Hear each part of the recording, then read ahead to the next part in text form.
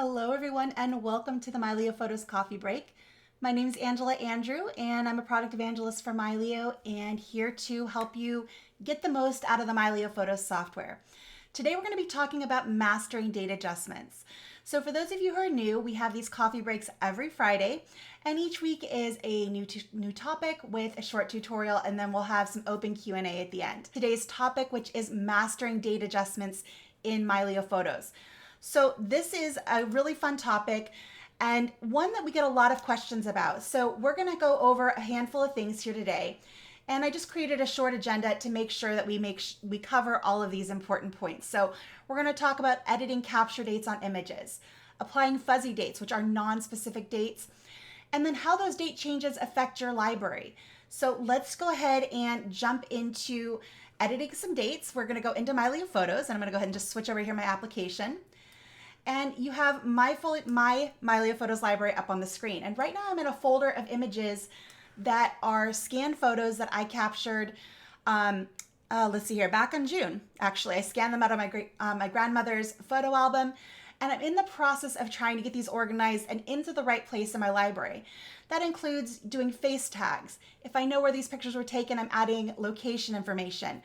And then of course, updating those dates. So there's a lot of things we can do to correct these dates and make sure they get into the right place. So the first thing I want to show you here is I've already done some date corrections in this album. So I'm going to limit what I'm seeing to just stuff that's marked 2024. If it's marked 2024, I know it's incorrect because these were all taken well before I was even born. So I'm going to go ahead and go over here into my quick filters and into by date, by year, and go ahead and pin 2024. And that's going to limit me to what I'm seeing to things that I know I need to go through. This is part of what I want to focus on right now. So that just limits the view. And as I go through things and change those dates, it's actually going to remove them from my view. So that way I don't have to worry about seeing them and I can focus on what's right in front of me. So to go ahead and take a look here, I'm going to scroll down to find something where I know I've got some date information. Let's take a look at this one here. This one has a date on the back of 1967 that goes with these images here. And for those of you who are wondering why there are two images that look virtually the same in my library, I'm using the Epson Fast Photo 680 scanner. It's a sheet fed scanner. It's a really cool little device. Highly recommend it if you are in the market for something like that. What it does is it scans the image and you get your core image. It also does an auto enhancement and it puts that onto a separate image. So you can choose which one you like better. It also automatically scans the back of the image. So if you're lucky, the people who had these pictures before you maybe made some notes on the back as to when this was taken, perhaps what was going on, and that can help guide you in adding this information to your photos. So I'm gonna go with this one. This one was captured in 1967. And so I'm gonna just select, you can select a single image. You can do this from the grid or from the single image view. I'm going to go back to the grid by hitting the G key, or you can select a group of images. And this is actually for me the easiest and fastest way to do this. I'm going to hold down the shift key. I've got the first one selected, hold down the shift key, click the last one in that range. All three of these images belong together and I want to make sure they get dated the same together. So from there, I would just go over here and I can, if I just want to change the timestamp, I could go in here and I could just type in 1967. Or we can go ahead and do non-specific dates. These are what we call fuzzy dates in Mylio, and that's because they're non-specific. And there's a lot of different formats you can choose from. So since I only know the year here, and that's 1967, so if you're having a hard time seeing that, there's that right there on the back of that picture. I'm going to go ahead and click on the ellipses next to date created, and this gives me many, many different options. So let me just kind of run through what are options here and when you might use some of these choices. So shift is a really great option for when you're out taking pictures with your camera and maybe you changed time zones. Maybe you're in the US, you went to Europe, or if you're in Europe, you came to the US. And suddenly all of your pictures have the wrong time because your camera was set for your home time zone and you're now 4 hours before or after, or 8 hours, whatever the change may be.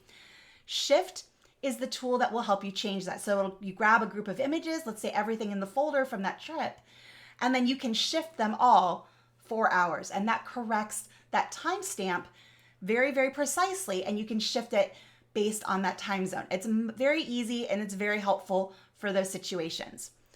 Timestamp is the default. That is the most precise. So if you want to add a time here, so you can see what we have here on this image right now is a timestamp. It's a month, day, year, hours, minutes, and seconds. So it's very precise down to the second. That's what a timestamp is. If we go down to the next option here, we have all day. This omits the hours, minutes, and seconds, but you can still put a day. So maybe you don't know exactly what time a picture was taken, but you can go ahead and put in that day. Date range lets you put in, you know what, I'm pretty sure this was taken between December 1st and January 31st of, 1959 to 1960. You can go ahead and put in a date range like that. And it can be as little as, a few minutes apart to yet 2 years apart. It can be whatever date range you need to apply to that image, because maybe you haven't narrowed it down to a specific day or even a month or a year. We already talked about all day. We have month and year. So if you know that this was taken in September of 1972, you can go ahead and enter that date format. Season and year is great, especially when there's a holiday involved. That makes it really easy. So if you have a family who celebrates Easter and you see everybody in their pretty dresses and the little girls in their hats and gloves, you can go, oh, I know that was at Easter and that was in spring of whatever year. Same goes for Christmas or Hanukkah or whatever your family tends to celebrate. It's easy to kind of pinpoint a season and a year based on what's going on in an image. So you can go ahead and key that in as well. Now, depending on which hemisphere you're in and what dates you consider to be those particular seasons, you can actually adjust that in the settings in Mylio. So that's something we're not going to go into today, but know that you can change that. So if your autumn is actually in what those of us in the northern hemisphere consider spring, you can go ahead and make those changes in your library so it's accurate. We also have year. So in this case, that's what we're going to use here since we know this is 1967. That's the year format. Sometimes you might only know that based on the dress that people are wearing, you can say, yeah, I'm pretty sure that was the 70s. I'm pretty sure that was the 50s. You can go ahead and add a decade. And that brings us to undated. Undated is a great option because it makes your to-do list. So as you bring pictures in, you can take everything that you need to work on. You can mark it as undated. And that's going to put it into a specific place in your calendar that you can go on and work on later. So for right now, let's go ahead and choose year. And I'm going to go ahead and scroll back to 1967. There we go. And hit save. And you'll see that that took it out of my view because I am no longer looking at 1967. I'm only looking at 2024. So that fixed that particular image. I can do that one more time here. You can see this one here. It says here 1975, has a question mark, so it may or may not be 1975, but we're going to go ahead and go with that.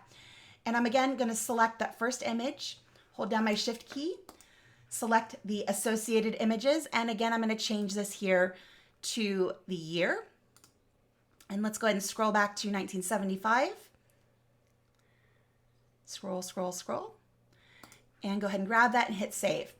And so that's how you correct dates in your library. Now, as you're going through and doing that, you're going to come across things that you don't know what they are, but you do need to research, and that's where that undated comes in. So what I'm going to do actually is go back here to my Mylio, and I'm going to scroll up here to the top, and there's several here that I don't know. One of the things that's frustrating is sometimes these, when they're printed, you'll see that it has a date here, but it's gotten smudged.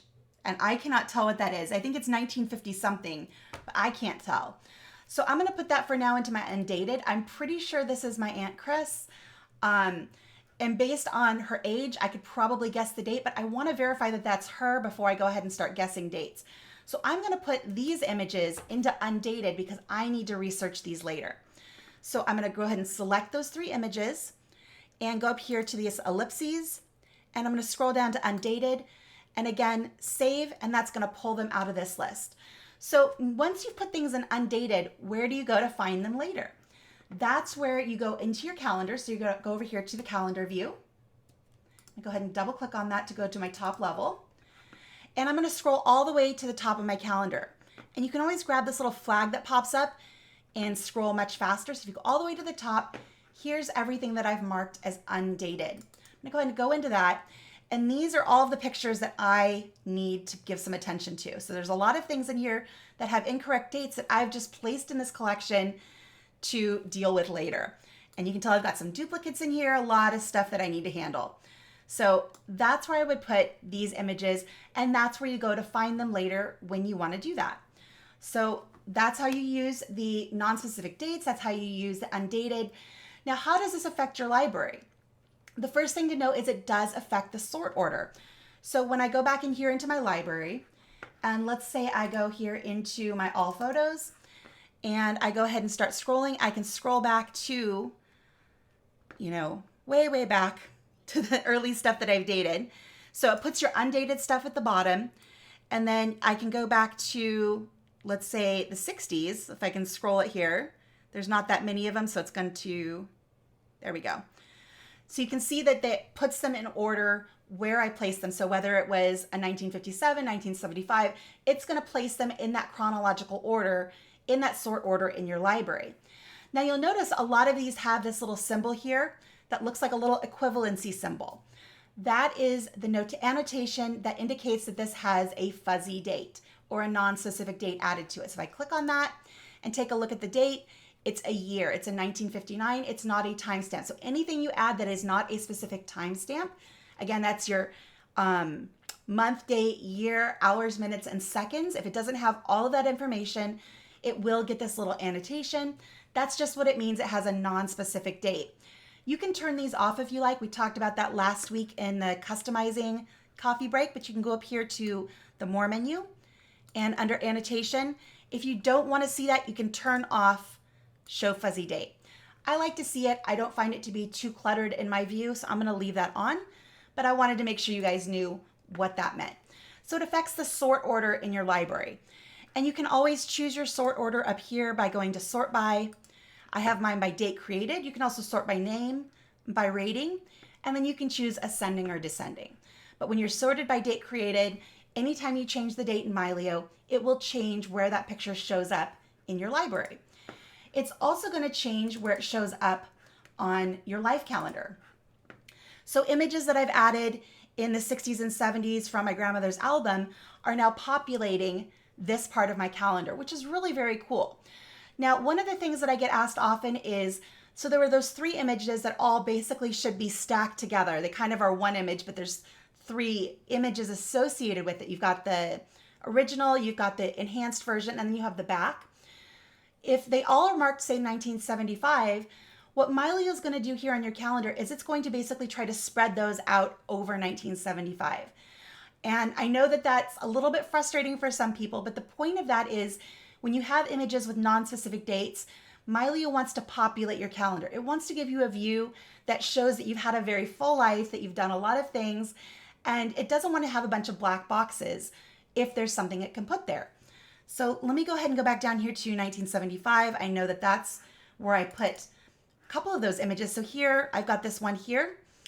And if I go ahead and click on that, it popped it kind of randomly here on August 11th, even though this picture itself is just 1975. So that gives you an idea. And it's only that one image. So those other 2 images that are associated with this group, they're kind of spread out. So like one of them's probably up here. So there's one. So you kind of get the idea that it tries to spread it out and populate your calendar. This is the way Mylio works. There's not a way to change that.